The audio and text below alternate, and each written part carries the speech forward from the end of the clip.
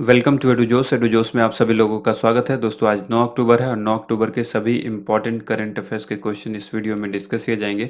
इसके साथ साथ आपको एक्स्ट्रा फैक्ट्स भी बताया जाएगा और स्टैटिक जीके के क्वेश्चन भी बताए जाएंगे। तो वीडियो में लास्ट तक बने रहिएगा। वीडियो पसंद आती है तो इसे लाइक एंड शेयर जरूर कीजिएगा। अगर अब तक चैनल से आप नहीं जुड़े हैं तो चैनल को सब्सक्राइब जरूर करें और बेल आइकन को प्रेस करके इसे एक्टिवेट कर लें, ताकि आपको हर वीडियो का नोटिफिकेशन जो है वो सबसे पहले मिल सके।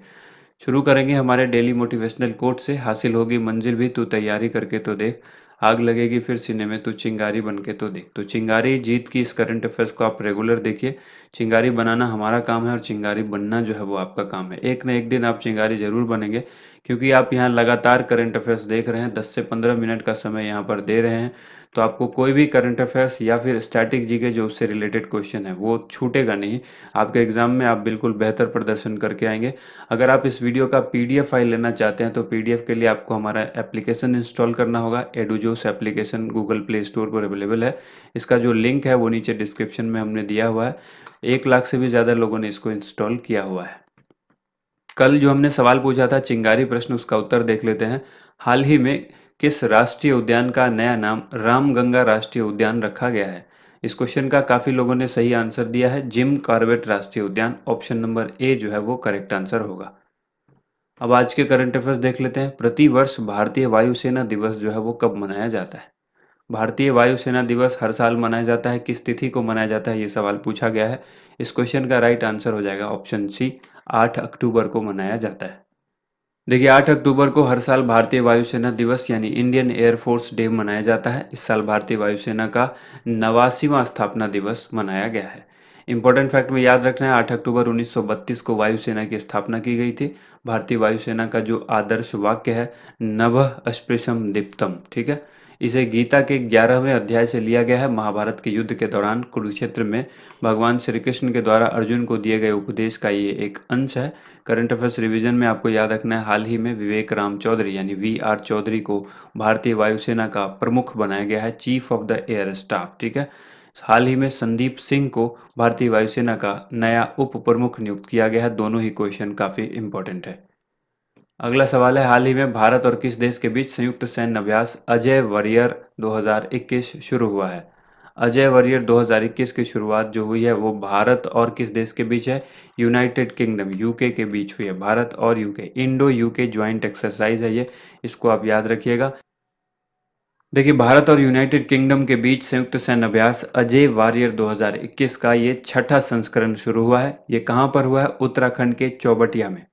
साल में 2 बार ये आयोजित किया जाता है, यानी ये 2 साल में 1 बार आयोजित किया जाता है, यानी ये द्विवार्षिक है, ठीक है।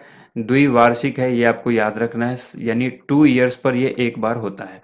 और ये अभ्यास जो है साल 2005 में से लगातार आयोजित किया जा रहा है। तो 2005 में हुआ था, उसके बाद 2007 में हुआ होगा, उसके बाद 2009 में हुआ होगा। इस तरह से 2-2 साल के अंतराल पर जो है ये हुआ है। कुछ अन्य अभ्यास है जो यहाँ पर हम लोग रिवाइज करेंगे। गरुड़ शक्ति इंडोनेशिया और भारत के बीच होता है। एक्वेरिन मालदीव और भारत के बीच। हैंड इन हैंड चीन और भारत के बीच।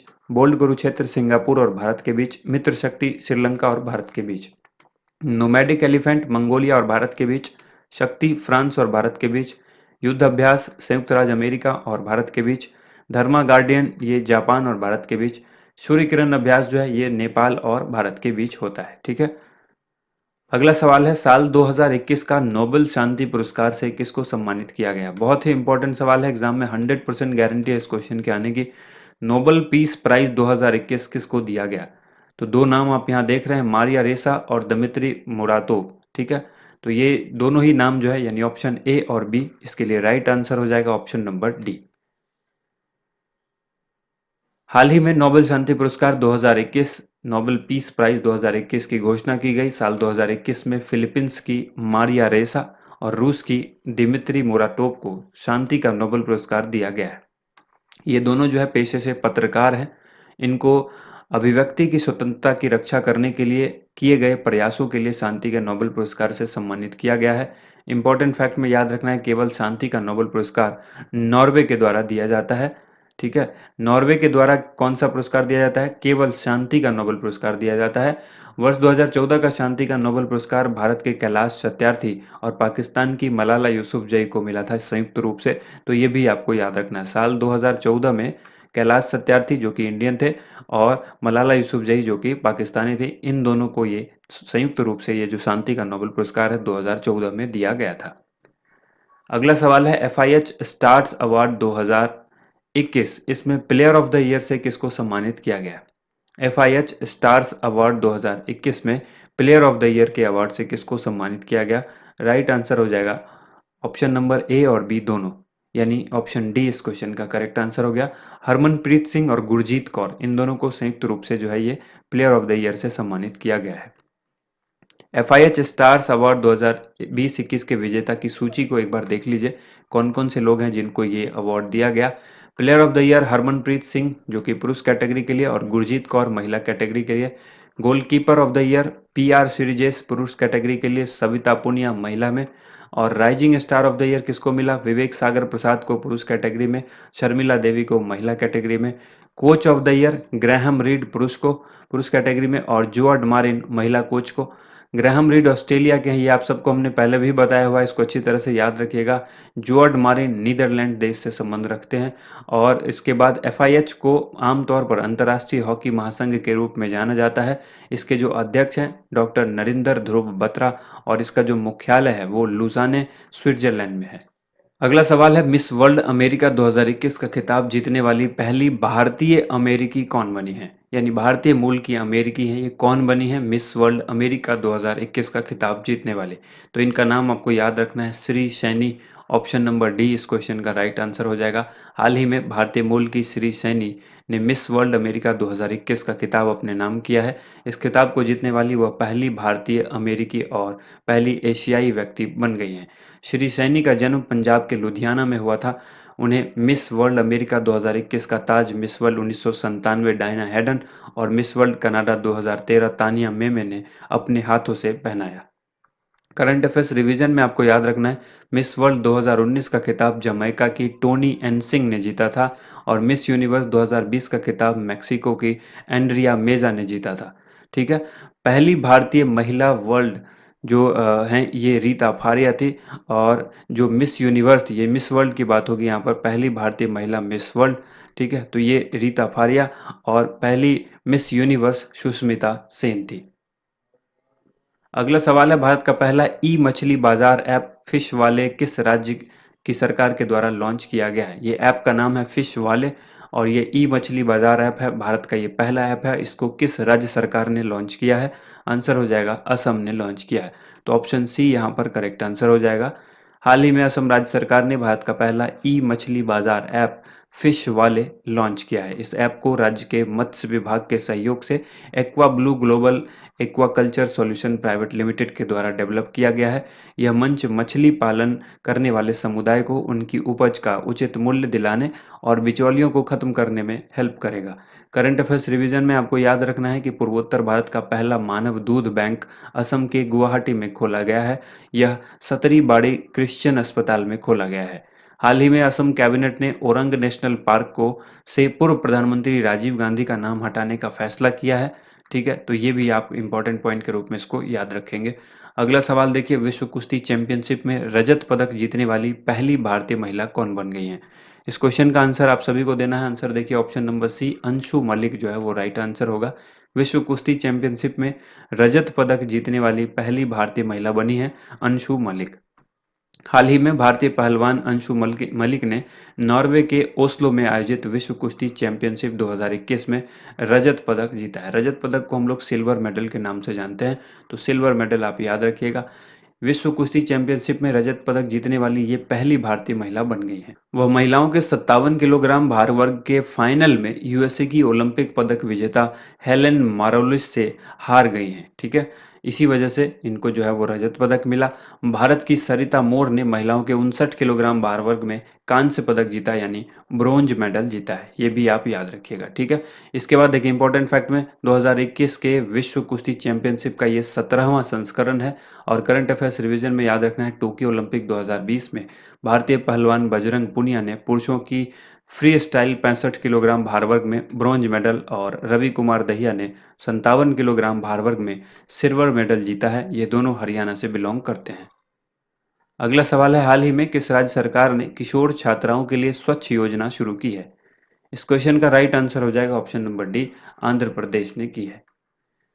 यहाँ पर आपको याद रखना है, आंध्र प्रदेश सरकार ने किशोर छात्राओं के लिए स्वच्छ योजना की शुरुआत की है। इसका उद्देश्य सरकारी स्कूलों या कॉलेजों में पढ़ने वाली किशोरियों के स्वास्थ्य और स्वच्छता में सुधार करना है। इस पहल के तहत लड़कियों को सैनिटरी नैपकिन उपलब्ध कराए जाएंगे।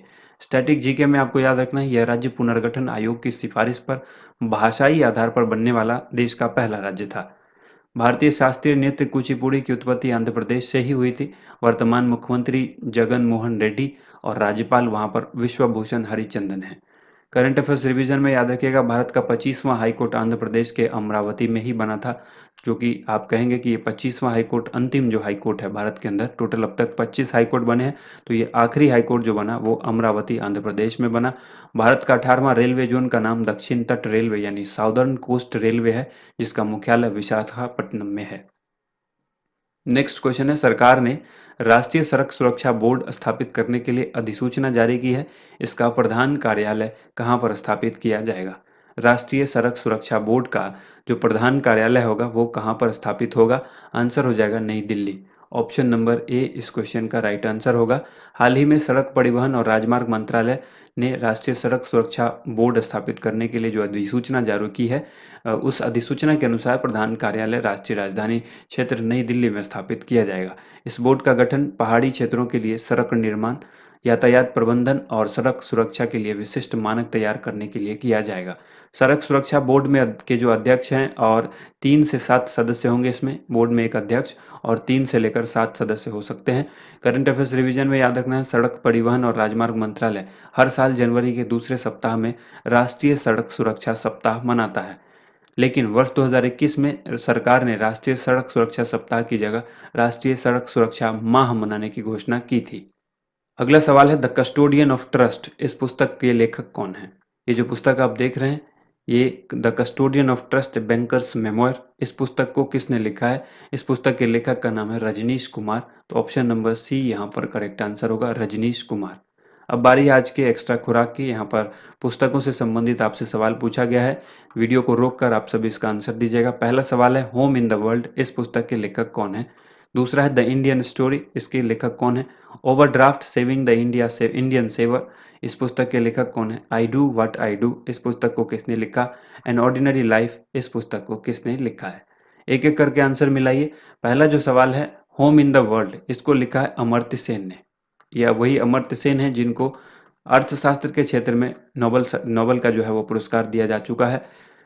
The story of the India story, the India story जो है, इस पुस्तक को लिखा विमल जालान ने। ठीक है, विमल जालान आरबीआई के गवर्नर रह चुके हैं, इसको भी याद रखना है आपको। Overdraft saving the Indian saver, इस पुस्तक को किसने लिखा है? रघुराम राजन। ये भी जो है आरबीआई के गवर्नर रह चुके हैं, रघुराम राजन। और चौथा जो सवाल है, I do what I do, sorry, यहाँ पर आई डू व्हाट आई डू जो है ये लिखा है रघुराम राजन ने। और ये जो overdraft saving the Indian saver है, इसको लिखा गया है उर्जित पटेल के द्वारा। तो ये भी आरबीआई के गवर्नर रहे हैं, उर्जित पटेल। ठीक है, यहाँ पर आप याद रखिएगा, उर्जित पटेल की ये पुस्तक है ओवरड्राफ्ट। और आई डू व्हाट आई डू ये लिखा है रघुराम राजन ने।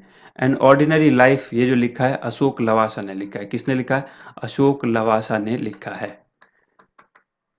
ठीक है, तो यहाँ पर पांचों क्वेश्चन का आंसर एक बार फिर से देख लेते हैं। Home in the world Amartya Sen ने लिखा, the India story Bimal Jalan ने लिखा, overdraft saving the Indian saver ये लिखा उर्जित पटेल ने, I do what I do ये लिखा है रघुराम राजन ने, एन ऑर्डिनरी लाइफ इसको लिखा अशोक लवासा ने। अगला सवाल जो चिंगारी प्रश्न है, जिसका आंसर आप सभी को कमेंट बॉक्स में लिखना होता है। सही उत्तर आप सभी को लिखना है। प्रतिवर्ष विश्व कपास दिवस यानी वर्ल्ड कॉटन डे कब मनाया जाता है? इस क्वेश्चन का आंसर आप सभी कमेंट बॉक्स में जरूर लिखिएगा। उम्मीद करते हैं आप सबको वीडियो पसंद आई होगी। वीडियो को ज़्यादा से ज़्यादा लाइक एंड शेयर कीजिएगा। Thank you so much. आप सभी लोगों का वीडियो देखने के लिए बहुत बहुत धन्यवाद।